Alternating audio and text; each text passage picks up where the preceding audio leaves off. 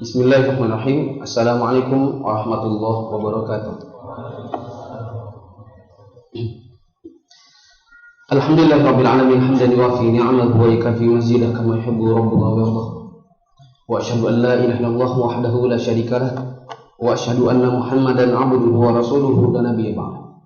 Jemaah yang dirahmati Allah, pada kesempatan hari ini kita akan melanjutkan kembali pembahasan buku Hilyah Thalibin Ilmi. Saya cerita sedikit. Waktu saya di Saudi dulu, hanya 3 tahun. Dari 2010 sampai 2013 akhir. Teman-teman yang dirahmati Allah, saya dulu belajar di Saudi.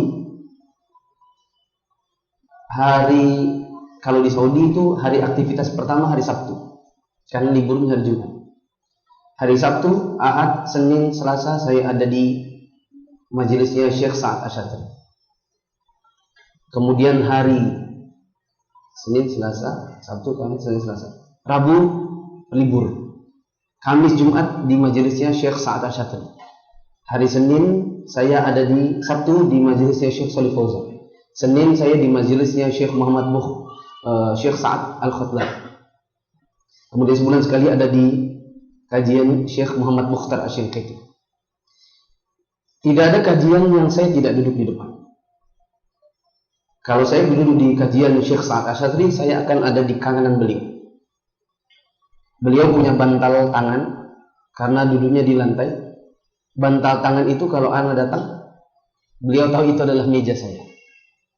Jadi bantal tangannya itu meja saya. Kalau saya datang, maka beliau menyerahkan bantal tangannya untuk saya jadikan alas buku. Kajian Syekh Shalih Fauzan, ini Syekh Shalih Fauzan, qori'nya di sebelah situ. Saya di kanannya qori'nya. Karena berbeda sedikit, kalau di kajian Syekh Sa'ad Asyatri, kita bisa tanya lisan. Dan saya memang sangat 6 hari dari 7 hari seminggu, saya duduk di kajian Syekh Sa'ad Asyatri, bertemu dengan beliau di dalam majelis-majelisnya, karena bisa tanya lisan. Dan saya paling senang kalau bisa tanya lisan. Kalau di kajian Syekh Shalih Fauzan harus tanya pakai kertas. Sehingga kadang-kadang pertanyaan saya terbaca, kadang-kadang tidak. Yang penting, kalau di kajian Syekh Shalih Fauzan, saya akan duduk di sebelah kanannya pembaca. Bahkan saya berkenalan dengan pembacanya, saya bilang, saya thalib dari Indonesia.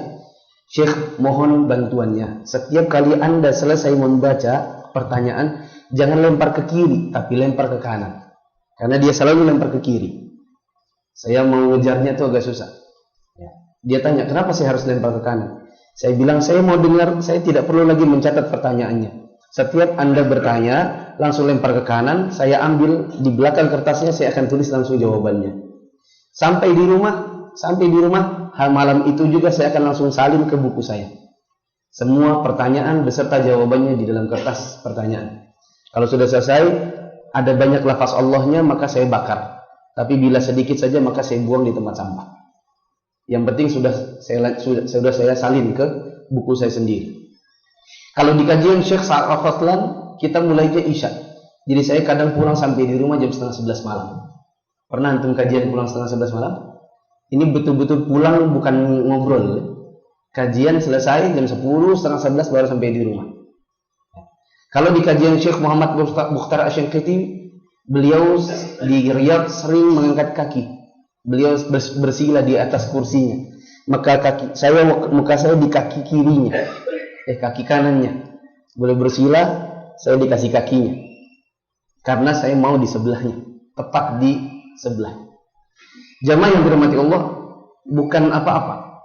Tapi saya ingin mencontohkan kepada antum semua, betapa kita ketika belajar dulu, tidak ada yang namanya belajar seada-adanya. Kalau ingin tahu, saya pernah mengatakan kepada dosen S2 saya bilang, dokter, karena pelajaran ini kita lanjutkan besok saja. Kamu mahasiswa berani men-stop, dokter? Saya bilang, maaf, soalnya sekarang sudah jam 3, waktunya saya belajar di Syekh Sa'ad Asyatri. Saya stop dosen saya bilang kita lanjutkan pelajaran tesisnya besok saja. Saya akan datang lebih cepat dan kita akan lanjutkan besok. Karena sekarang kalau Anda menjelaskan kepada saya sudah konsen. Kepala saya harus jalan ke Syekh Sa'ad Asyatri, saya harus lari ke parkiran, saya harus jalan naik mobil, kemudian saya harus sholat asar di sana. Tahu kenapa? Karena sebenarnya bantal tangannya Syekh itu yang merebutkan ada saingnya, satu orang. Ada satu orang yang suka memperebutkan tempat yang sama. Sampai suatu hari kami bertemu di acara makan-makan di rumahnya Syekh, maka saya bilang, saya kenalan sama dia. Akhi, assalamualaikum warahmatullahi. Terus saya bilang dalam bahasa Arab, saya tahu selama ini kita sepertinya agak saling membenci dikit. Membenci dari sisi bukan hasad tapi ghibtah. Iya, saya tahu gimana. Kita berebutan bantalnya Syekh kan? Iya. Maka saya bilang, tahukah antum dari Sabtu, Ahad, Senin, Selasa itu milik saya. Setiap hari Kamis antum datang kadang melebihi saya. Jadi kadang saya ghibtah pada antum. Dia bilang, saya juga. Setiap hari Kamis datang dan ternyata antum lebih dahulu, saya merasa itu bantal saya. Saya duduk di sini sejak tahun 2000 sekian. Kamu datang sejak kapan? 2010. Oh, saya duluan. Ya, kalau dia duluan, yang penting pokoknya setiap hari Sabtu sampai Selasa itu milik saya. Jadi setiap kali antum datang lebih dahulu, saya terus terang ghibtah. Iri, tapi iri baik. Tapi kami terus berteman. Berteman tapi tetap saingan. Jamaah yang dirahmati Allah, apa sih yang bikin orang bisa seperti itu? Saya bukan satu-satunya contoh. Ada ustadz yang lain yang tidak kalah mengerikannya dari sisi semangatnya dalam menuntut ilmu. Ada seorang ustadz dulu di Saudi, teman saya juga, kami suka tukaran. Saya 6 hari di majelis Syekh Sa'ad Asyatri, dia 4 hari di Syekh Shalih Fauzan. Ada 1 hari di mana kami ketemu di sini, 1 hari ketemu di sana.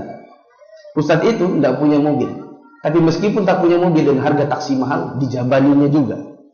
Per berangkat 20 real. Kalau kali 3.000 kali waktu itu 3.000 rupiah. Berapa? 60.000. Baliknya lagi 20 real. Sendirian demi mendapatkan ilmu. Meskipun biayanya mahal. Jamaah yang bermati Allah, apa yang bikin kita bisa begitu? Jawabannya ada di halaman 59. Yaitu punya motivasi tinggi dalam menuntut ilmu. Sejauh mana motivasi antum, sejauh itu pula antum bisa meraih ilmu. Apa sih motivasi antum duduk di majelis ilmu? Sebagian antum saya lihat kemana saya pergi antum ikut. Sebagian dari antum ketemunya hari Ahad saja. Saya tidak menyalahkan itunya.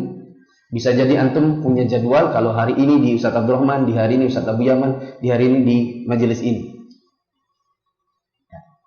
Ada yang setiap hari tak pernah tidak mesti majelis ilmu. Ada yang cuma 1 kali seminggu, tapi yang penting ada katanya. Apa yang bikin antum mau duduk di majelis ilmu? Jawabannya adalah sesuatu yang antum kejar, yang disebut dengan motivasi. Sebesar apa motivasi antum, sebegitu pula antum bisa meraih ilmu. Kalau dulu saya ditanya, Ustaz, apa yang bikin antum bisa selalu sampai berebutan bantal tangannya Syekh? Mau dikasih kakinya Syekh? Mau pulang sampai setengah 11 malam baru pulang? Maka saya katakan, motivasi saya, pertama saya ingin bersyukur kepada Allah. Saya sampai di Saudi, tempat dan gudangnya ilmu, bahkan kotanya kota Riyadh, tempatnya Hay'ah Kibarul Ulama berkumpul. Di sana adalah lajnah daimah, para kibarul ulama seperti Syekh Sa'ad Asyatri, Syekh Khotlan ketika itu, Syekh Shalih Fauzan tinggal di sana. Kita datang, Allah memberikan saya karunia dapat mobil. Maksudnya tapi ngutang. Ngutang sama teman, cicil-cicil alhamdulillah lunas. Saya sampai di Saudi. Sementara banyak orang yang kepengen datang ke Saudi belajar tapi nggak bisa.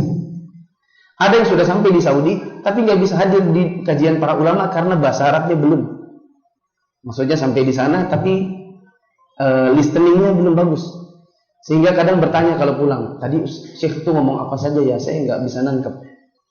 Ada sebagian dari mereka yang bisa tapi harus bayar duit besar. Taksi itu lumayan mahal di sana. Taksi semurah-murahnya 10 real. Kalau sekarang kali 3.500 berarti per pergi 35.000. Balik lagi 70.000. Maka saya katakan saya ingin bersyukur kepada Allah atas nikmat yang Allah berikan yang tidak semua orang dapat. Motivasi yang kedua, saya ingin cari ilmu karena saya punya tanggung jawab dakwah. Apa yang saya biasa bawa? Apa yang bisa saya bawa pulang ke Indonesia kalau di sini saya tidak belajar? Apa ilmu apa yang bisa saya ajarkan di majelis saya kalau saya tidak betul-betul serius belajar? Kata para ulama terdahulu, faqidu syai' la yu'ti. Orang Arab bilang faqidu syai' la yu'ti. Orang yang tidak punya sesuatu tidak bisa ngasih apa-apa. Kalau orang nggak punya ilmu, nggak belajar di sana, terus pulang sini mau ngajar apa? Itu di antara motivasi saya. Di antara motivasi kenapa saya harus jabanin semua kajian-kajian itu. Yang penting bisa dapat ilmu, motivasinya apa? Itu yang sudah saya sebutkan tadi barusan. Mari kita baca di halaman 59. Seorang penuntut ilmu itu harus memiliki motivasi dalam menuntut ilmu. Motivasi tinggi merupakan salah satu karakter Islam. Poros negatif atau positif pada kepribadianmu, pengontrol anggota badanmu. Dan saya katakan motivasi tinggi termasuk di antara yang bikin guru cinta padamu. Motivasi tinggi dengan izin Allah akan mendatangkan kebaikan yang tak terbatas banyaknya kepadamu, supaya engkau bisa menapaki tangga-tangga kesempurnaan. Perhatikan jemaah, motivasi dengan izin Allah akan mendatangkan kebaikan padamu yang tidak terbatas. Saya katakan bahkan bukan cuma ilmu, bukan cuma dapat ilmu, bahkan antum bisa dapat calon mertua. Percaya atau tidak? Ada sebagian ikhwan yang ketemu dengan calonnya karena dia senantiasa duduk di majelis ilmu di bagian depan, terlihat senang mencatat. Ada sebagian orang tua yang punya anak perempuan, orang tua itu yang datangi ikhwan itu. Sama antum siapa akhir? Ini. Maukah ke rumah saya? Diajak ke rumahnya. Tiba-tiba disuruh keluar akhwat, rupanya anaknya. Dia bilang, suka nggak? Saya nggak lihat Pak. Wah, tambah senang saya sama kamu. Dikasih lihat perempuan justru nggak mau lihat. Saya pengen kamu jadi mantu. Maka dapat kebaikan tak terbatas. Jangankan ilmu, mertua saja bisa dapat di majelis ilmu. Dia mengalirkan di dalam pembuluh darahmu berupa darah kemuliaan dan semangat berkompetisi di lapangan ilmu dan amal. Sehingga orang-orang tidak melihatmu berdiri kecuali di pintu-pintu kemuliaan dan membuka tangan kecuali untuk urusan-urusan penting. Orang yang punya motivasi tinggi, manusia akan melihatnya sebagai orang penting, orang mulia, yang senantiasa mencatat. Guru menjelaskan, dia mencatat. Guru bilang perhatikan. Guru bertanya apa, bisa menjawab.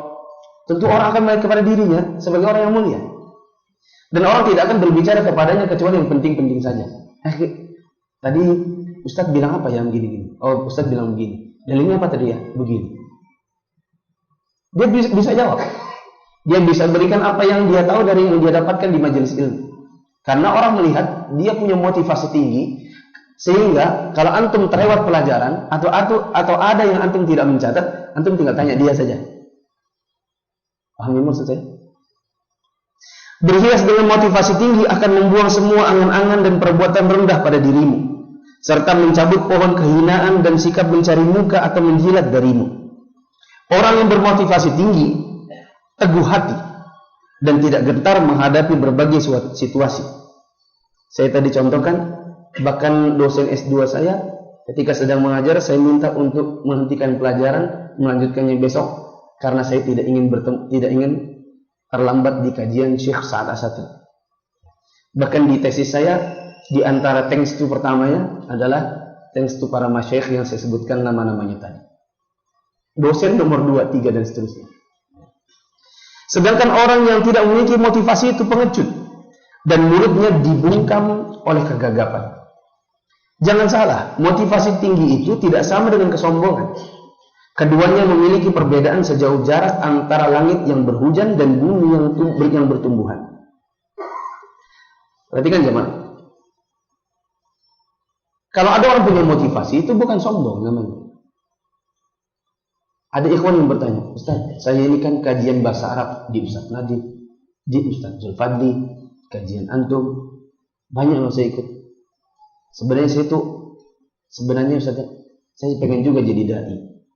Apakah itu sombong? Saya katakan bukan, itu bukan sombong, justru mulia. Karena Rasulullah SAW mengatakan, la ayyahdiyallahu bika rajulan khairun laka min humrin na'am. Kalau seandainya Allah memberikan hidayah kepada satu orang karena lantaran dirimu sebagai medianya yang menunjukinya, maka Allah akan memberikan kepada engkau sebuah pahala yang lebih berharga di sisi Allah dibandingkan engkau memiliki unta merah. Unta merah itu apa? Harta di kalangan orang Arab yang paling berharga di zaman dahulu.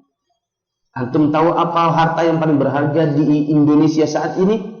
Maka menjadi penunjuk orang untuk mendapatkan hidayah dengan cara berdakwah itu lebih utama dibandingkan punya harta itu.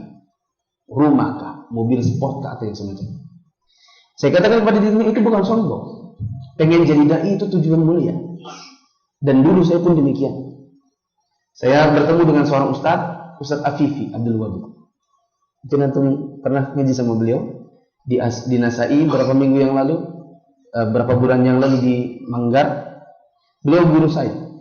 Beliau yang pertama kali menunjuki saya. Beliau mengatakan, saya dengar dek IP kamu tinggi. Alhamdulillah Ustaz, saat ini saya lulus paling tinggi dan yang paling cepat. Maka Ustaz mengatakan, bahasa Arab gimana? Insya Allah saya sudah pernah belajar. Belajar lagi. Sudah pernah belajar ini? Belum. Belajar ini? Belum. Belajar lagi. Saya ingin kemampuanmu kamu gunakan untuk dakwah. Karena saya tahu beliau memotivasi saya bahwa saya punya kemampuan untuk belajar dengan ada percepatan lebih cepat dari yang lain. Karena di kala itu saya baru ngaji, banyak ikhwan yang sudah ngaji 2 tahun, 3 tahun lebih dahulu daripada saya. Tapi kemudian ketika di kajian saya bisa kelihatan lebih maju daripada mereka. Nah, maka jamaah yang dirahmati Allah punya motivasi seperti itu bukan sombong namanya. Bahkan kita menyadari kemampuan kita itu bukan sombong. Misalnya kita mengatakan, saya jago bahasa. Terbukti, saya bisa bahasa Arab, saya bisa bahasa Inggris dengan lancar. Misalnya begitu. Apakah itu kesombongan? Jawabannya tidak. Itu mengerti kemampuan diri sendiri. Sombong itu kalau kemudian kemampuan yang ada ditunjukkan supaya orang tahu. Itu namanya sombong. Adapun menyadari kemampuan diri itu berbeda. Maka jamaah yang dirahmati Allah punya motivasi itu bukanlah sombong. Seseorang belajar, dia tahu tujuannya, itu bukanlah sombong, bahkan itu baik. Saya tanya Agus, setiap hari Ahad antum mesti di sini selalu di depan. Apa motivasinya? Tuntut ilmu. Kenapa antum tuntut ilmu?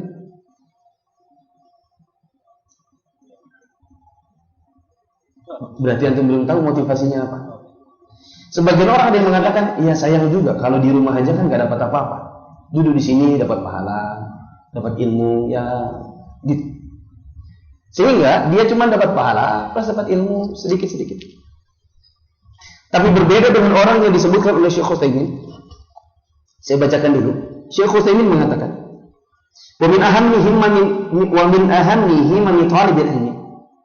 Di antara motivasi yang paling tinggi bagi seorang penuntut ilmu adalah an yuridal qiyadata wal imamata lil muslimina fi ilmi. Dia menjadi seorang pemimpin, menjadi imam di kalangan kaum muslimin dalam masalah ilmu.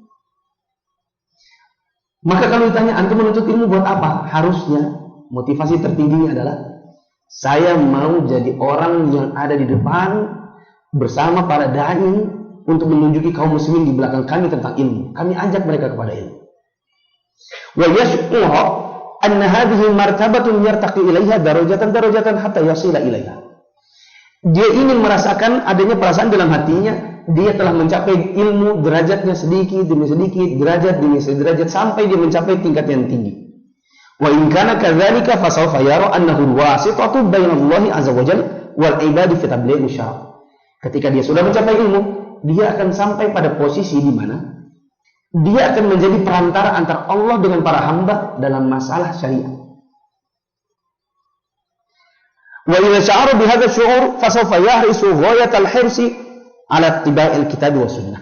Kalau sudah sampai pada derajat itu, maka dia akan mengajak orang untuk senantiasa semangat menuntut ilmu, mendekatkan diri kepada kitabullah dan sunnah. Maka jamaah yang dirahmati Allah, kalau antum ditanya, kenapa sih antum duduk di depan? Kenapa antum sebelum azan sudah nyampe? Jawabannya jangan cuma bilang saya ingin menuntut ilmu, karena itu global. Ketika antum ditanya kenapa menuntut ilmu, antum harus jawab saya ingin menuntut ilmu supaya saya bisa menjadi perantara antara Allah dengan orang lain untuk mengetahui ilmu. Minimal di tempat kerja. Antum kerja kan? Ikon-ikon banyak yang kerja. Pernah nggak ada orang bertanya kepada antum, saya mau tanya, aku tadi malam mentalak istriku, tapi ngomongnya cuma begini, ya udahlah kita pisah rumah.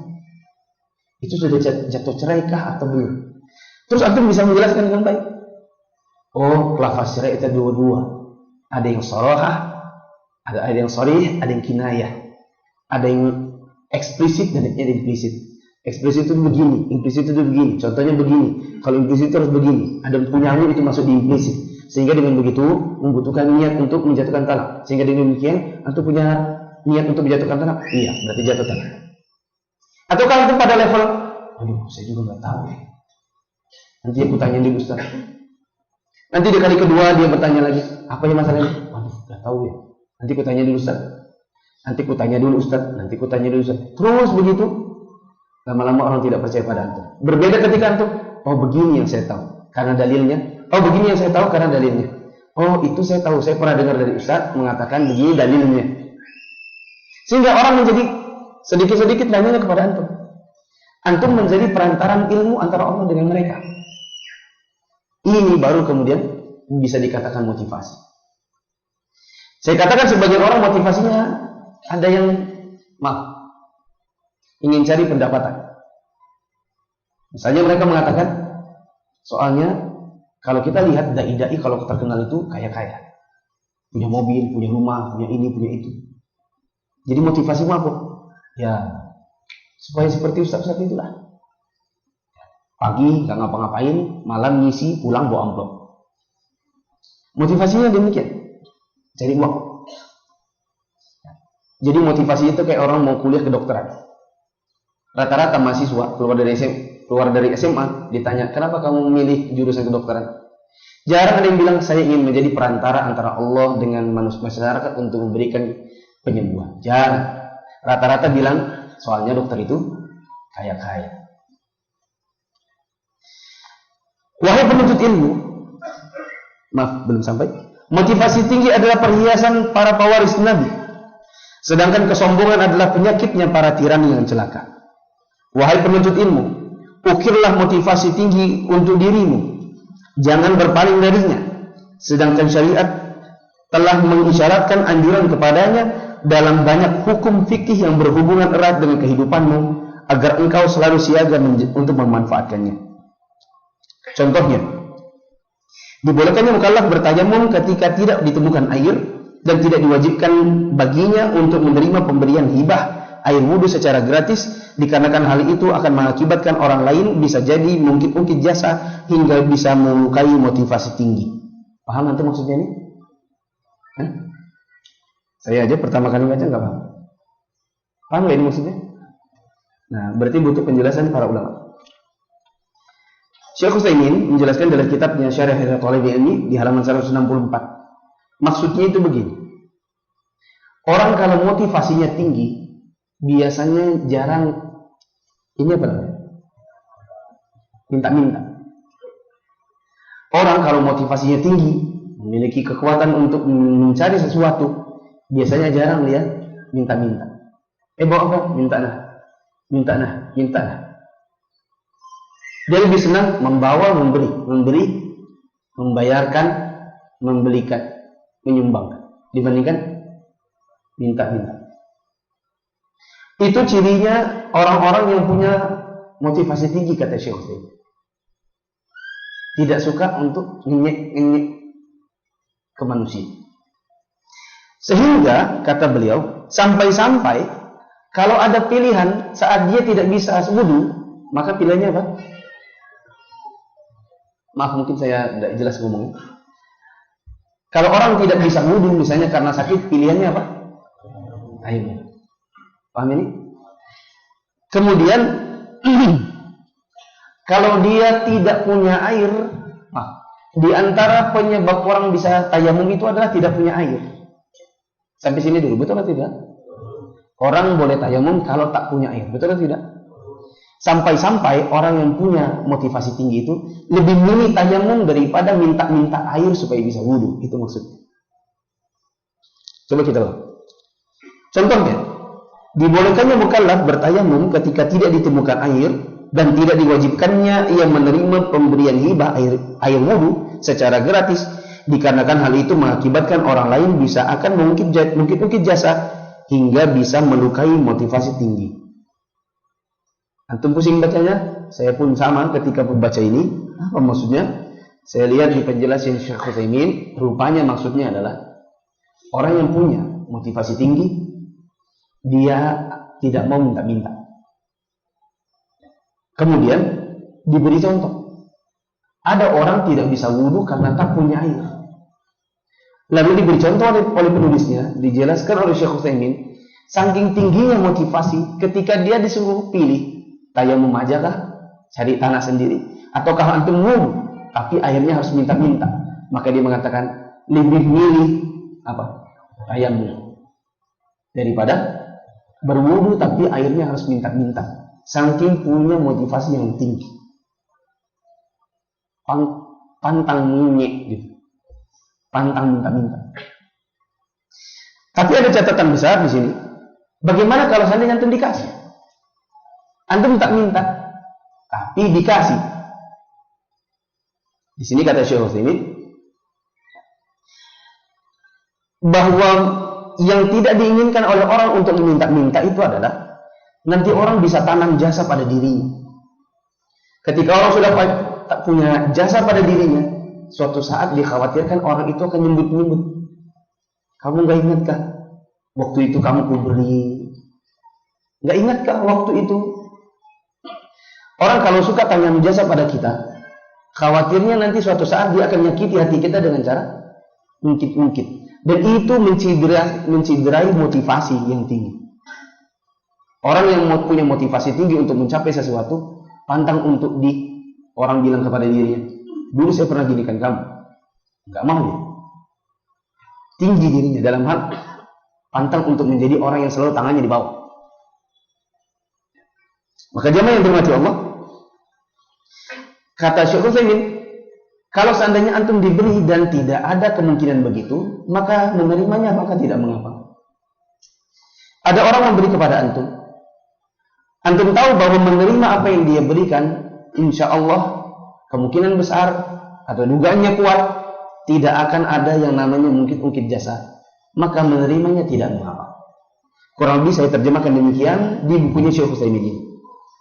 Kata beliau, lakin idza kana man ahda ilaika al-ma'a la yamunnu 'alaika bihi bal yara annaka antal man 'alaihi biqabulihi aw mimman jarat al-'adatu bi annahu la minnata bainahum. Misalnya engkau diberi oleh seseorang yang antara dirimu dengan dia ada suatu kebiasaan saling memberi yang sudah biasa, tidak akan ada yang namanya mungkin-ungkit pemberian. Mithlul abi ma'a ibnihi, semisal bapak memberi anaknya, anak memberi bapaknya, kakak memberi adiknya, adik memberi kakaknya, atau teman yang sudah sama-sama akrab, biasa saling memberi, maka engkau menerima pemberiannya, tidak mengapa. Paham ini? Wallahu a'lam bishawab. Saya ingin melanjutkan ke rakus menuntut ilmu, tapi kalau saya lanjutkan sepertinya waktunya nanti nggak akan cukup. Pertanyaan di sini cukup banyak. Dan saya lebih prefer untuk menghabiskan pertanyaan. Jamaah yang dirahmati Allah, saya ringkaskan. Saya di awal tadi bercerita, di antara effort saya, usaha saya untuk bisa meraih ilmu waktu dulu saya di Saudi, saya senantiasa duduk di kaki kanannya, di kanannya Syekh Sa'di. Bahkan menjadikan bantal tangan beliau sebagai meja saya. Dan beliau tahu. Bahkan beliau pernah menulis surat yang ditujukan ke beberapa orang, mengatakan muflih yang yang membawa surat ini adalah murid saya. Dia memahami ilmu anu dan dia termasuk orang yang punya hirs. Hirs itu semangat dalam menuntut ilmu. Sehingga kelihatan kalau semangat, kamu pakai mejanya ambil. Kemudian Kemarin waktu di bulan Ramadan, cerita dikit aja. Waktu di bulan Ramadan, saya pergi umrah. Saya mencari kajian Syekh Syafri. Setelah 3 hari sampai di Mekah baru ketemu. Karena begitu banyaknya orang.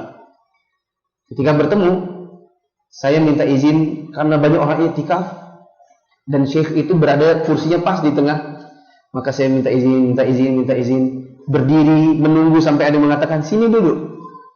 Karena kalau kita langsung tiba-tiba nyerobot duduk itu kan tidak sopan namanya, tidak punya adab. Saya berdiri, permisi, sampai dekat dengan kursi, terus saya berdiri, sampai ada yang menarik tangan saya. Dia pegang tangan saya, mau apa? Nuridul julus, saya pengen duduk. Insyaallah ba'da dars amshi. Setelah pelajaran saya pergi. Serius? Yang duduk di sini ya, karena ini tempat i'tikaf. Enggak mau ada orang menyempit-nyempitkan tempatnya. Insyaallah. Ya udah, sini duduk aja. Tapi setelah kajian langsung pergi ya. Iya. Karena di sini banyak orang. Oke. Saya duduk di situ. Kemudian ngobrol, terus saya bilang, sebenarnya dulu saya tinggal di Riyadh dan Syekh Syafri ini adalah guru saya. Guru yang saya sangat tahu tentang saya. Oh ya? Terus dia umumkan ke orang-orang. Ikhwan. Ini namanya mufti dari Indonesia. Ini muridnya Syekh. Setiap kali dia sini harus kasih tempat. Saya dikasih tempat. Disiapin sajadah. Ada satu tempat yang saya selalu di mukanya Syekh. Sampai saya pulang. Apa yang terjadi? Pertama kali Syekh datang. Dia sholat. Saya duduk menghadap beliau. Karena kajiannya membelakangi kiblat. Syekhnya menghadap ke kiblat. Beliau sholat ba'diyah. Setelah selesai beliau mulai muka saya langsung mengatakan, saya di hotel Movenpick kamar sekian-sekian. Saya tunggu nanti malam. Padahal itu sudah lama tidak ketemu. Cerminan apa? Guru yang tahu siapa itu muridnya, guru yang senang dengan muridnya, sehingga sampai-sampai kamar yang harusnya private itu Syekh besar. Beliau adalah penasihat kerajaan. Tidak bisa sembarang orang masuk di hotelnya. Baru lihat muka saya, Assalamualaikum. Saya di Movenpick kamar, saya ingat 10-21. Saya datang. Kamu apa? Syekh mau bertanya. Tafadhol. Jadi saya datang bukan cari makan. Bukan mau hahaha. Syekh gimana kabarnya? Oh, gini. Wah, ngapain aja lo di Balikpapan? Enggak ada. Kedatangan saya dia tahu. Saya selalu membawa kertas. Selalu membawa kertas yang isinya pertanyaan. Syekh, 3 pertanyaan. Boleh, cepat. 1, ini. Apa hukumnya? Boleh. Apa hukumnya ini? Gak boleh, karena gini. Oke, 3. Sudah sih. Baru kembali dulu. Jadi pertemuan kami senantiasa urusan ilmu. Kadang selesai dari dars, saya antar beliau ke pagar rumahnya. Sampai di muka pagar rumahnya. Sampai pertanyaan saya selesai. Beliau tanya, ada lagi? Tidak ada sih. Oke, sudah ya? Ya. Saya pulang, masuk ke mobil, dia tutup pagar. Pagar tinggi, 2 meter. Jamaah yang dirahmati Allah, demikian. Kalau orang punya motivasi tinggi. Sekarang nanti tinggal antum. Ketika ditanya, kenapa sih antum belajar? Mohon, jangan jawabannya mencari ilmu. Karena itu mentok. Bilang, saya ingin mencari ilmu karena apa yang antum inginkan? Ustaz, saya mau mencari ilmu karena saya kepengen mendakwahi keluarga saya yang rata-rata masih syirik. Nah, itu baru. Ustaz, saya menuntut ilmu. Kenapa? Karena saya ingin jadi baik, saya ingin taubat dari kesalahan saya yang terdahulu, terus saya pengen keluarga saya seperti saya. Sekarang ikut pengajian. Ustaz, bapak ibu saya masih suka bikin bid'ah-bid'ah di rumah. Saya mau menuntut ilmu karena saya ingin mendakwahi mereka. Saya ingin tahu caranya. Karena selama ini mau mendakwahi mereka, yang ada mereka marahi saya. Saya mau belajar. Ustaz, saya menuntut ilmu. Kenapa? Soalnya sudah lama nggak nikah. Saya pengen nanti qualified untuk dapat rekomendasi antum misalnya.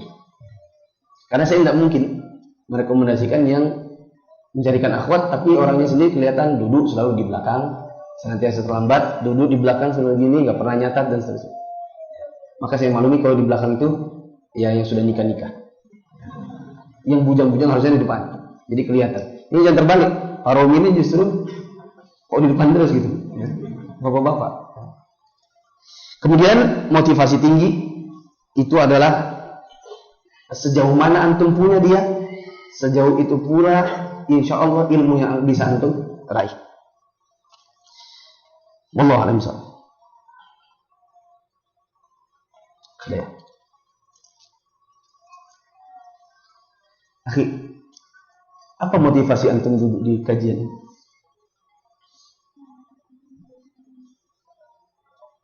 Ingin dapat ilmu dan ingin mendekatkan diri kepada Allah. Berarti manfaatnya hanya untuk antum sendiri. Lihat, bulan sama bintang itu lebih terang mana? Bulan, bintang ya? Bulan, ya. Kata Rasulullah SAW, Fadlul alim ala al-abidi ka fadlil qamari ala sa'iril kawakib Lailatul Badri. Keutamaan orang yang belajar ilmu dan punya ilmu di atas keutamaannya orang yang punya ibadah dan rajin ibadah itu seperti bulan di atas bintang-bintang. Orang yang punya ilmu dia harus seperti bulan. Apa itu? Terang dirinya dan dia menerangi langit. Jangan cuma seperti ahli ibadah, karena ahli ibadah itu terang untuk dirinya sendiri, seperti bintang. Dia terang kelihatan, tapi untuk dirinya sendiri, tidak untuk langit di sekitarnya. Maka kalau antum mengatakan saya ingin mencari ilmu dan ingin mendekatkan diri kepada Allah, maka saya katakan baru pada level bintang. Antum harus bisa seperti level bulan. Minimal orang-orang di dalam rumah antum. Kalau antum kerja, antum harus punya ilmu di mana orang bisa bertanya kepada antum. Karena bisa jadi teman-teman antum di tempat kerja mereka belum punya waktu untuk belajar agama, atau belum dapat hidayahnya lah. Kalau waktu pasti banyak, ya, waktu pasti banyak. Belum dapat hidayah untuk duduk di majelis ini. Antum harus bisa menjadi perantara hidayahnya. Antum bisa jawab, oh itu jawabannya gini. Oh jadi aku sudah terhitung cerai? Sudah. Oh belum terhitung cerai. Kenapa? Karena begini.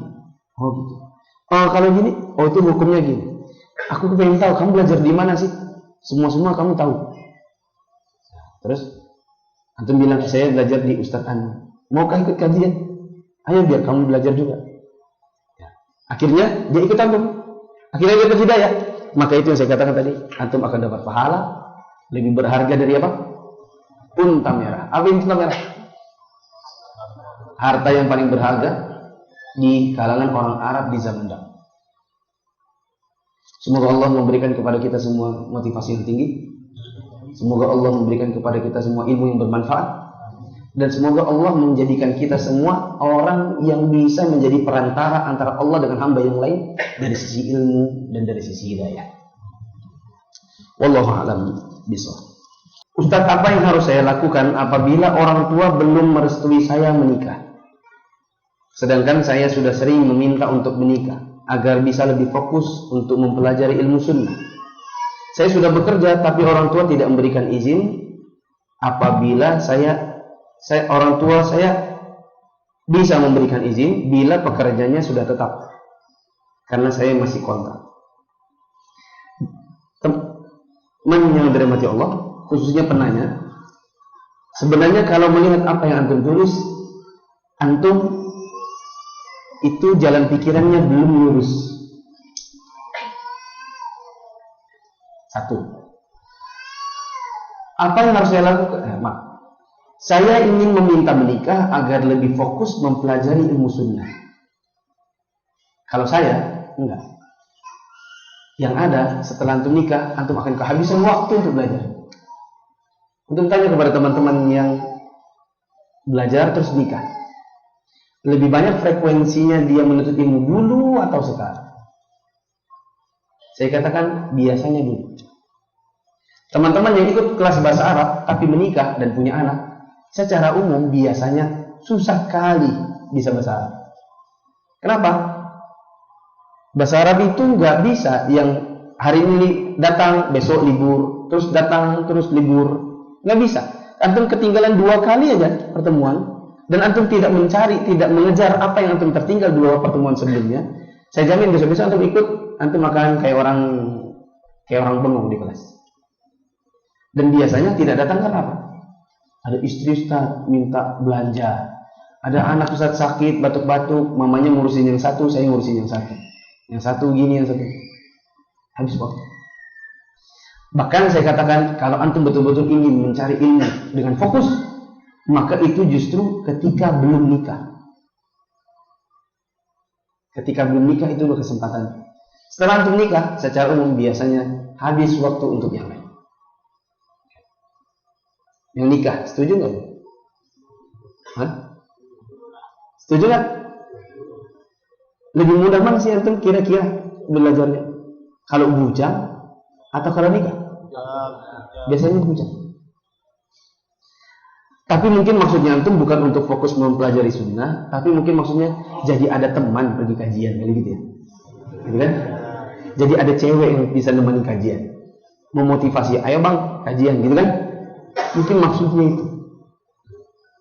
Balik ke pertanyaan antum, apa yang harus saya lakukan apabila orang tua belum merestui? Maka jadilah kenapa dia belum merestui. Tadi di sini sebutkan di sini. Soalnya pekerjaan saya masih kontrak, belum tetap, orang tua mintanya kalau sudah tetap. Maka antum bilang sama orang tua, Pak, nggak ada. Coba cari di buku fikih mana. Ada nggak syarat nikah? 1, 2, 3, nomor 3-nya sudah kerja tetap. Mana ada? Bilang syarat nikah itu punya kafaah, kemampuan, baik kemampuan jima atau kemampuan ekonomi. Bilang sama orang tuanya, saya ini sudah harus nikah. Saya sudah banyak fitnah syahwat. Lihat akhwat 1, lihat akhwat 2. Saya iri banget kadang-kadang lihat dengan yang seumuran saya sudah punya akhwat, sudah punya istri. Saya harus nikah nih Pak, saya harus nikah. Kalau seandainya nanti alasannya, soalnya kakakmu belum nikah. Nanti kalau kamu nikah duluan daripada kakakmu bakal nggak laku, gitu kan keyakinan orang tua. Apalagi kalau kakaknya cewek, gitu kan? Bilang, Pak, itu khurafat. Atau antum bilang sama kakaknya, Kak, izinkan saya nikah duluan. Dan itu yang saya lakukan waktu nikah. Umur saya waktu itu saya ingat 23. 22. 22 saya menelpon kakak saya dari Jogja, kakak saya di Balikpapan, saya nelpon nangis-nangis. Saya bilang, saya harus nikah lebih dulu dari kakak, tapi mama nggak mau. Mama maunya kakak dulu karena khawatir nanti kakak nggak laku-laku. Kata kakak saya, nanti ku dukung. Nah, kakak saya ngomong, kalau nggak salah ya, entah dia ngomong atau enggak. Oh ya, aku dukung. Betul ya? Iya. Saya sudah dapat di calonnya.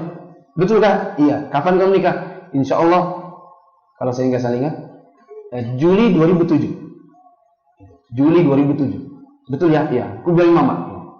Kata Allah akhirnya nggak jadi juga, tertunda sampai 2009 baru saya nikah. Maka gali, terus usahakan, minta lagi, sampai orang tua antum bilang, ya sudah lah nikah aja sudah, bosan dengarnya begitu.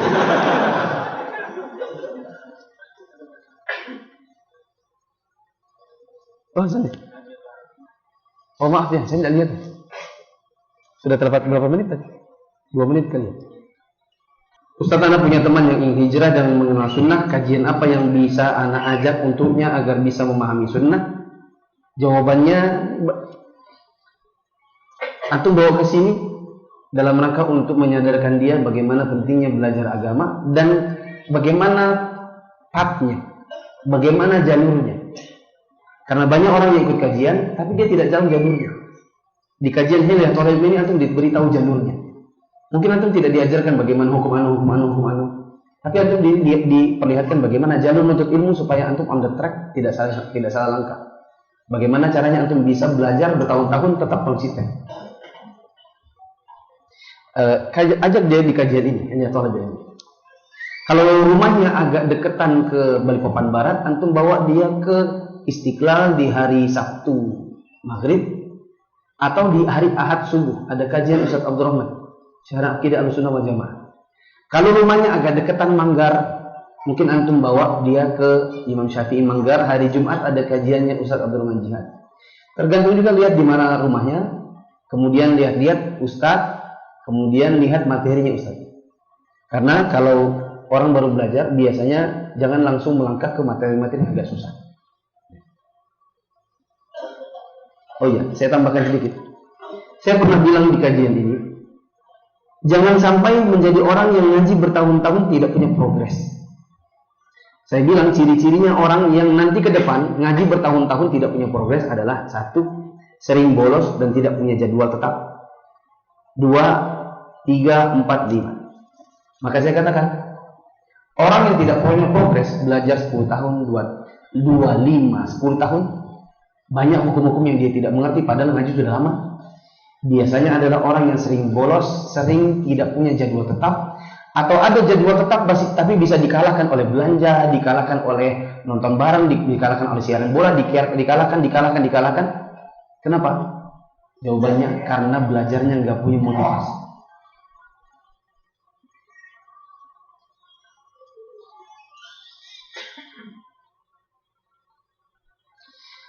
Bagaimana menjawab pertanyaan, apakah kamu ikhlas menuntut ilmu? Pertama, pertanyaan itu pertanyaan tidak penting. Yang harusnya ditujukan adalah pada diri sendiri. Ini pertanyaan tidak penting. Apakah kamu ikhlas menuntut ilmu? Nanya ke orang itu pertanyaan nggak penting. Itu lebih penting ditujukan pada diri sendiri. Apakah saya ikhlas menuntut ilmu? Saya kira nggak perlu pusing untuk menjawab. Semakin antum memusingkan diri, lihat, perhatikan. Semakin kita menyibukkan diri memikirkan pandangan orang tentang kita, itu semakin menunjukkan kita ini jauh dari keikhlasan. Semakin terlalu pusing dengan pendapat orang tentang diri sendiri, semakin menyibukkan, terpusing. Orang bilang begini kah tentang saya? Oh, kata orang begini kah tentang saya? Sibuk dengan itu menunjukkan bahwa antum itu kurang ikhlas. Kenapa? Kalau antum ikhlas, apapun kata orang, kalau antum berjalan di jalan yang benar, antum akan jalan, meskipun orang ngomongnya jelek. Terlalu pusing dengan omongan jeleknya orang, itu menunjukkan kita kurang dari sisi keikhlasan dalam mengerjakan apa yang dikomentari orang. Saya banyak komentar terhadap diri saya. Ada di Facebook, ada di mana. Ada yang komen, saya share kajian saya, apa nih? Misalnya Hilyah Thalibul Ilmi, gambarnya gambar buku yang ini, bukan gambar versi Arab. Di-share oleh sebagian admin, Mas Heru, di-share oleh Mas Agus di Facebook, di Instagram. Ada yang komen kadang-kadang di bawah, Ustadz kok ngajarnya pakai bahasa Indonesia? Dan saya tidak perlu memusingkan kenapa saya harus mengajar bahasa Indonesia dan kenapa juga saya mengajar dengan kata bahasa Arab. Saya tahu dengan buku apa yang saya harus ajarkan, dengan kadar apa, karena saya tahu dengan level apa saya harus mengajar. Karena keinginan saya adalah bukan saya ingin membuktikan saya bisa baca kitab gundul. Keinginan saya adalah orang dapat hidayah. Mau saya bicara dengan kitab gundul kah atau mau saya bicara dengan bahasa Indonesia? Dan nggak perlu pusing dengan begitu. Karena semakin memusingkan diri, semakin menunjukkan saya ini jauh dari keikhlasan dalam mengajar.